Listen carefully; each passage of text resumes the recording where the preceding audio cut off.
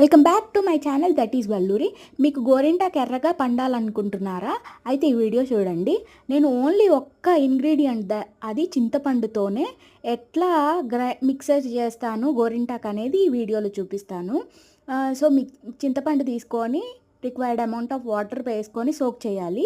తర్వాత చిన్న కాడ కూడా లేకుండా గోరింటాకు ఆకు వరకే బాగా క్లీన్ చేసుకోవాలి. క్లీన్ అంటే వాటర్తో కాదు, జస్ట్ ఈ స్టెమ్స్ అన్నీ తీసి పక్కన పెట్టేసుకోవాలి. అవి ఉంటే గ్రైండ్ అవ్వవు. మనము గ్రైండ్ చేసే 1 అవర్ ముందు ఇలా వాటర్ స్ప్రింకిల్ చేసి పెట్టుకున్నామంటే తొందరగా మిక్సీ అవుతుంది. ఎందుకంటే మనం పాతకాలంలాగా రుబ్బం కదా, మిక్సీకి ఎక్కువ టైం పట్టకుండా ఉంటుంది. మనం టైం కూడా సేవ్ అవుతుంది అనమాట. సో నేనైతే సూపర్ ఫైన్ పేస్ట్ చేస్తాను, బికాజ్ అది స్టిక్ అవుతుంది అలా చేస్తేనే.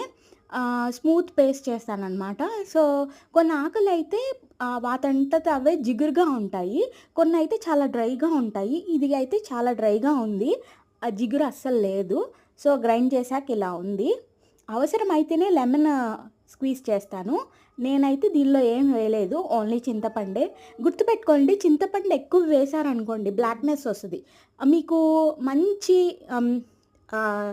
ఎరుపు కావాలనుకోండి అప్పుడు లెమన్ వేసుకోండి. ఎరుపు అంటే మందారం కలర్ కావాలంటే లెమన్ వేసుకోండి. పండినాక ఇలా ఉంది, పెట్టుకుని నిద్రపోయాను. సో మధ్యలో డిజైన్ అంతా పోయింది. మళ్ళీ ఇంకో మంచి వీడియోతో మళ్ళీ కలుద్దాం. అంతే వీడియో.